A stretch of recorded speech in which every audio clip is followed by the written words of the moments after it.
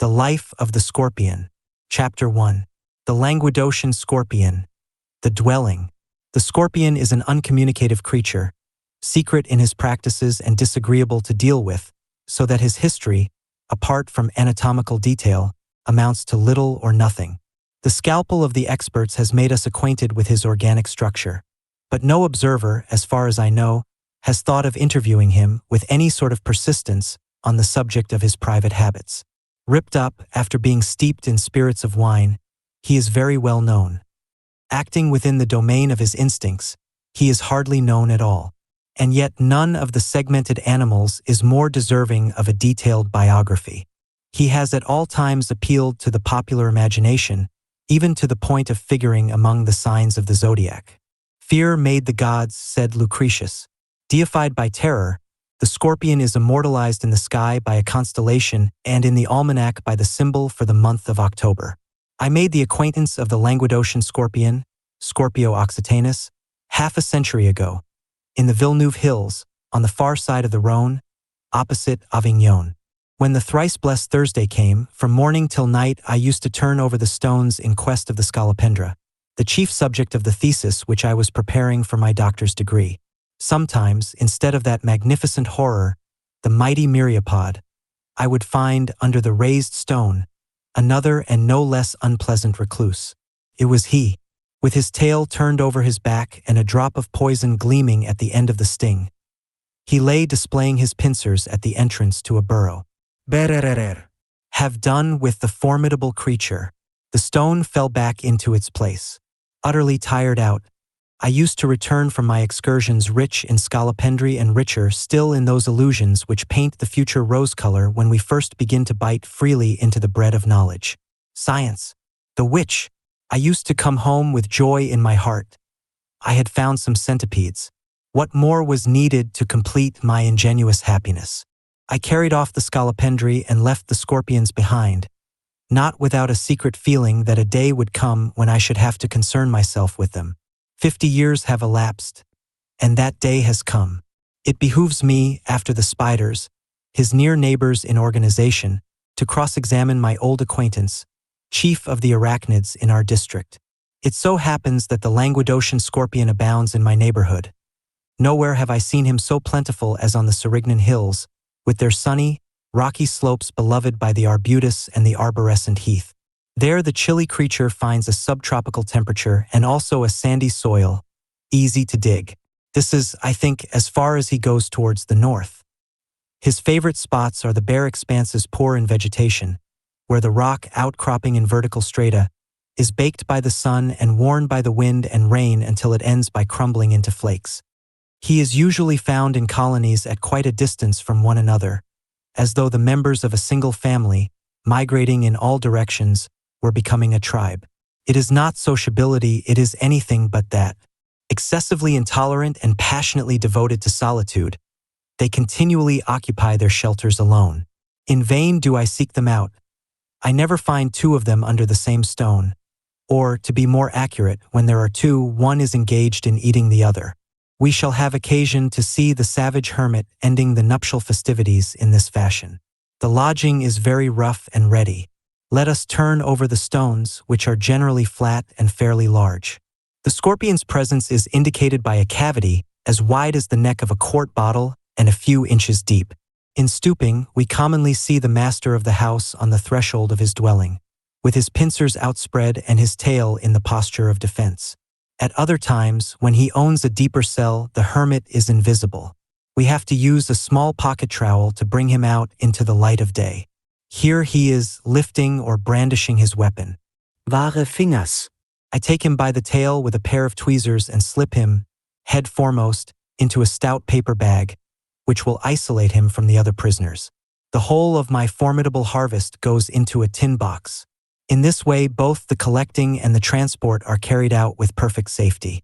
Before housing my animals, let me briefly describe them. The common black scorpion, Scorpio europaeus, Linn., is known to all. He frequents the dark holes and corners near our dwelling places. On rainy days in autumn, he makes his way indoors, sometimes even under our bedclothes. The odious animal causes us more fright than damage. Although not rare in my present abode, the results of its visits are never in the least serious. The weird beast, overrated in reputation, is repulsive rather than dangerous. Much more to be feared and much less well known generally is the Languedocian scorpion, resident in the Mediterranean provinces. Far from seeking our habitations, he lives apart, in the untilled solitudes. Beside the black scorpion, he is a giant who, when full-grown, measures 3 to 3.5 inches in length. His coloring is the yellow of faded straw. The tail, which is really the animal's abdomen, is a series of 5 prismatic segments, shaped like little kegs whose staves meet in undulating ridges resembling strings of beads. Similar cords cover the arms and forearms of the nippers and divide them into long facets. Others meander along the back like the joints of a cuirass whose seams are adorned with a freakish milled edging. These bead-like protuberances give the scorpion's armor a fierce and robust appearance which is characteristic of the Languedocian scorpion. It is as though the animal were fashioned out of chips hewn with an adze. The tail ends in a 6th joint which is smooth and vesicular. This is the gourd in which the poison, a formidable fluid resembling water in appearance, is elaborated and held in reserve. A dark, curved and very sharp sting completes the apparatus. A pore, visible only under the lens, opens at some distance from the point. Through this, the venomous liquid is injected into the puncture. The sting is very hard and very sharp. Holding it between my fingertips, I can push it through a sheet of cardboard as easily as if I were using a needle. Owing to its bold curve, the sting points downwards when the tail is extended in a straight line.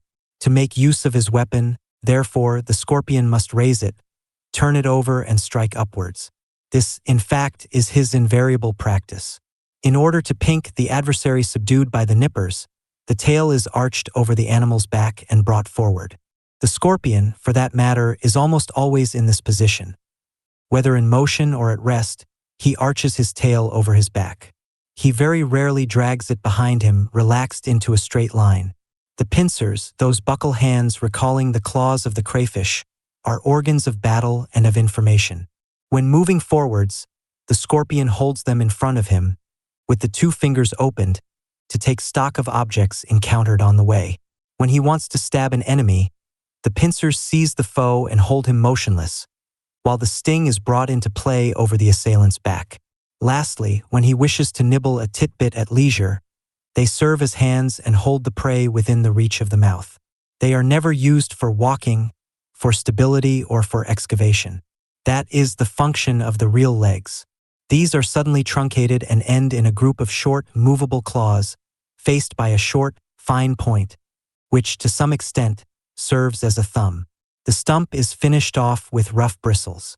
The whole constitutes an excellent grapnel, which explains the scorpion's aptitude for roaming over the trellis work of my wire gauze covers, for making long halts there, motionless and upside down, and lastly, for scrambling along a vertical wall, notwithstanding his clumsiness and weight.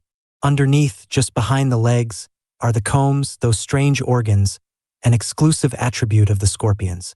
They owe their name to their structure, consisting of a long row of plates, set close together like the teeth of a haircomb. The anatomists are inclined to ascribe to them the functions of a clutch intended to hold the couple bound together at the moment of pairing.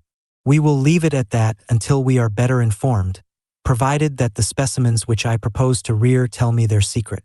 On the other hand, I know of another function, which is very easily observed when the scorpion meanders, belly uppermost, over the wire trellis of my dish covers. When he is at rest, the 2 combs are laid flat on the abdomen behind the legs. The moment he begins to walk, they stick out on either side, at right angles to the body, like the naked wings of an unfledged nestling. They sway gently up and down, reminding us of the balancing pole of an inexperienced rope dancer. If the scorpion stops, they are at once retracted, fall back upon the belly and cease to move.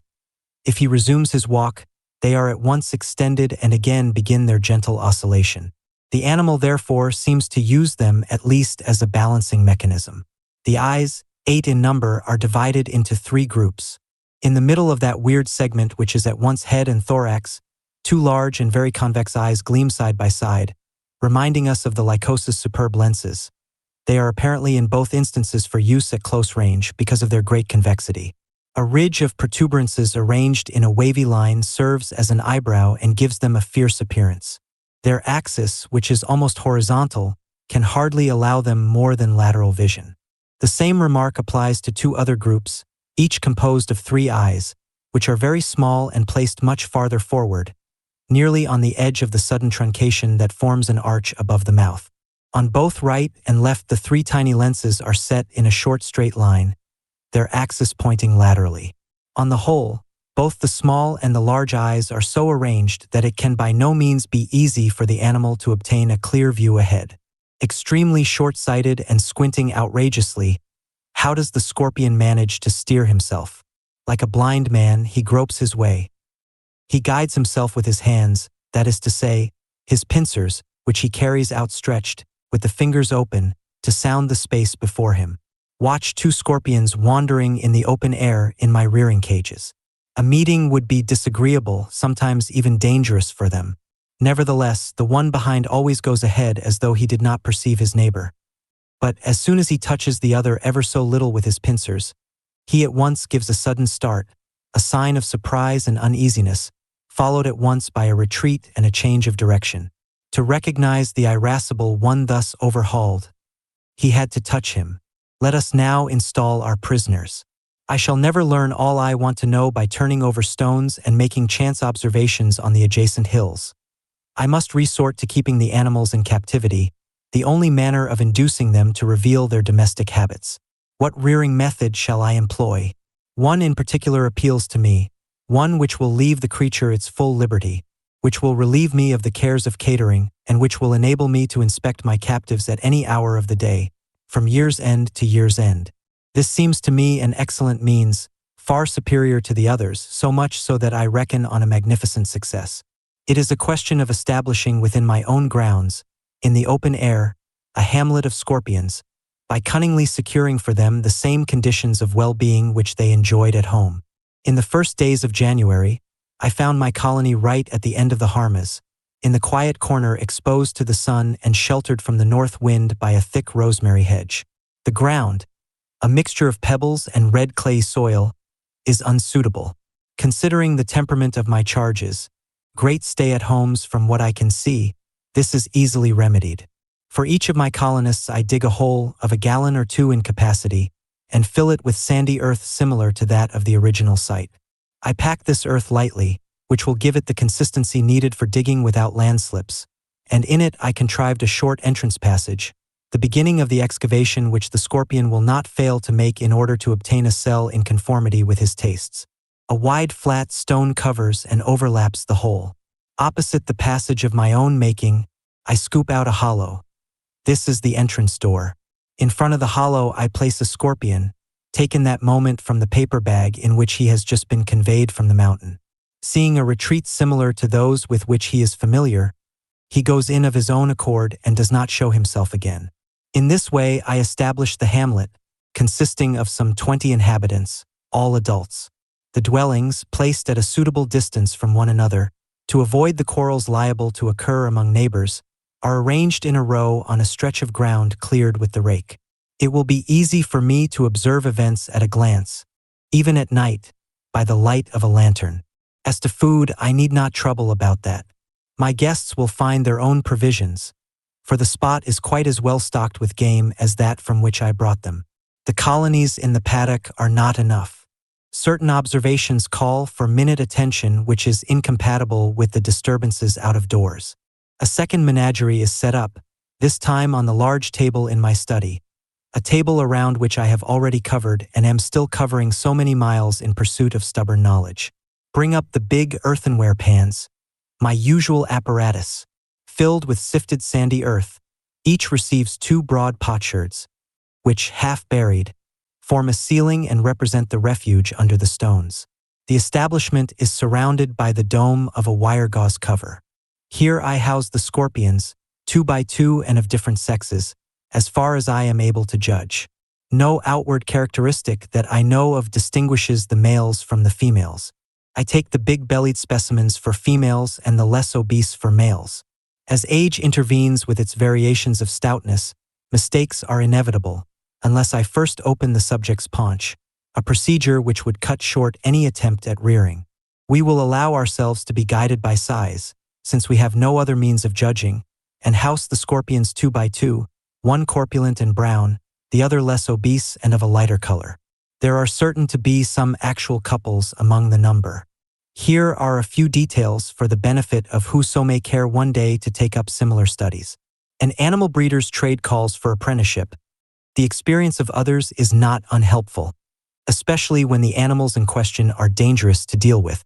It would never do inadvertently to lay a hand on one of my present prisoners who had escaped from his cage and lay skulking among the utensils littering the table.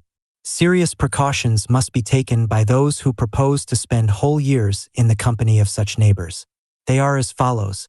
The trellis-work dome is fitted deep into the pan and touches the earthenware bottom. Between the two there is a circular space which I fill with clay soil, packed while wet. So fitted, the wire cover is quite immovable. The apparatus runs no risk of coming to pieces and yielding a way of escape. On the other hand, if the scorpions dig deeply on the edges of the earthy space at their disposal, they come upon either the wire gauze or the pottery, both of which are insuperable obstacles. So we need have no fear of escape. But this is not enough. While we have to see to our own safety, we must also think of the captive's welfare. The dwelling is hygienic and easy to carry into the sun or the shade, as the observation of the moment may demand. But it does not contain the victuals with which the scorpions, frugal though they be, cannot dispense indefinitely. With a view to feeding them without moving the cover, the trellis work is pierced at the top with a small opening through which I slip the live game, caught from day to day as needed. After this has been served, a plug of cotton wool closes the buttery hatch. My caged specimens, soon after their installation, enable me to watch their work as excavators even better than the occupants of the open-air community, for whom my trowel has prepared an entrance passage beneath the stones. The Languedocian scorpion is master of craft. He knows how to house himself in a cell of his own making. In order to establish themselves, each of my interned prisoners has at his disposal a wide, curved potsherd, which, set firmly in the sand, provides the foundation of a grotto, a simple arched fissure. The scorpion has only to dig beneath this and lodge himself as comfortably as he can. The excavator does not dally long, especially in the sun, whose glare annoys him. Steadying himself on his fourth pair of legs, the scorpion rakes the ground with the 3 other pairs. He turns it over, reducing it to a loose dust with a graceful agility that reminds us of a dog scratching a hole in which to bury a bone. After the brisk twirling of the legs comes the touch of the broom. With his tail laid flat and relaxed to the utmost, he pushes back the earthy mass, making the same movement as does our elbow when thrusting an obstacle aside. If the rubbish thus shot back be not sufficiently out of the way, the sweeper returns, repeats the process and finishes the job. Observe that the pincers, notwithstanding their strength, never take part in the digging, even to the extent of extracting a grain of sand. They are reserved for feeding, fighting, and, above all, inquiry, and would lose the exquisite sensitiveness of their fingers if used for that heavy task. In this way the legs and tail, in repeated alternations, scratch the soil and thrust the rubbish outside. At last the worker disappears beneath the potsherd. A mound of sand obstructs the entrance to the vault. At moments we see it shaking and partly slipping, signs that the work is still going on with a further shooting of rubbish, until the cell attains a suitable size. When the hermit wants to go out, he will, without difficulty, push back the crumbling barricade. The black scorpion of our houses has not this capacity for making himself a crypt.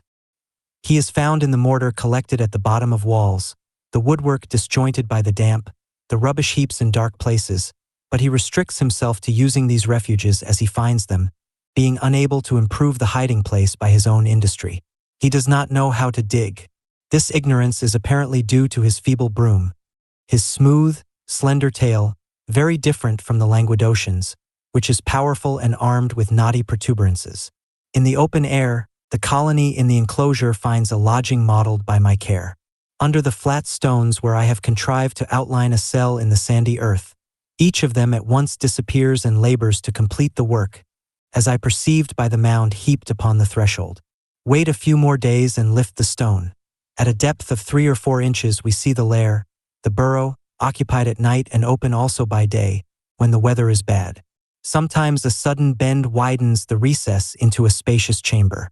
In front of the mansion, immediately under the stone, is the entrance hall. This, by day, in the hours of blazing sunshine, is where the solitary prefers to be, in the blessed heat gently shaded by the stone. When turned out of this hot bath, his supreme felicity, he brandishes his knotty tail and swiftly retreats indoors, out of reach of the light and of our eyes. Replace the stone and come back 15 minutes later, we shall find him once more on the threshold of the cavern, where it is so pleasant when a generous sun warms the roof. The cold season is thus passed in a very monotonous fashion. Both in the hamlet of the enclosure and the menagerie of the cages, the scorpions go out neither by day nor at night, as I observe by the barricade of sand which remains untouched at the entrance to the home. Are they torpid? Not a bit of it. My frequent visits show them always ready for action, with curved and threatening tails. If the weather grows cooler, they retreat to the bottom of their burrows. If it is fine, they return to the threshold to warm their backs by the touch of the sunny stone. Nothing more for the moment. The anchorite's life is spent in long spells of meditation, either in the cool, moist crypt or under the porch of the house, behind the sandy barricade. In the course of April, a sudden change takes place. In the cages, the shelter of the potsherds is abandoned. Gravely the occupants roam around the arena, clamber up the trellis and stand there, even by day. Several of them sleep out and do not go home again, preferring the out-of-door distractions to soft slumbers in the alcove underground. In the hamlet in the enclosure, events are more serious. Some of the inhabitants, selected from the smaller, leave the house at night and go wandering without my knowing what becomes of them. I expect to see them return at the end of their stroll, for no other part of the paddock has stones to suit them. Well, not one comes home. All that have gone have disappeared for good. Soon the big ones also display the same vagabond mood, and at last the emigration becomes so active that a moment is at hand when I shall have nothing left of my free colony. Farewell to my lovingly cherished plans. The open-air community, on which I based my fondest hopes, becomes rapidly depopulated. Its inhabitants make off, vanish I know not whither. All my seeking fails to recover a single one of the runaways. Great ill calls for great remedies. I need an insuperable precinct, much more extensive than that of the cages, which establishments do not give scope to the pastimes of my specimens.